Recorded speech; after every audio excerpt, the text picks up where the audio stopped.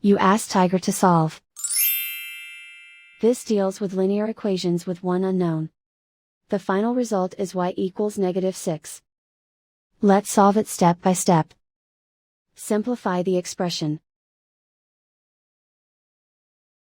Group all constants on the right side of the equation.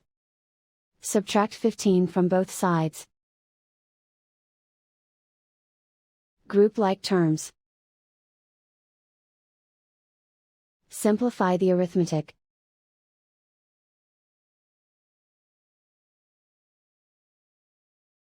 Isolate the y. Divide both sides by 3.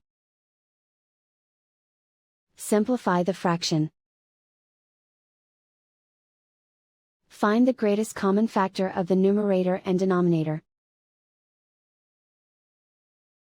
Factor out and cancel the greatest common factor.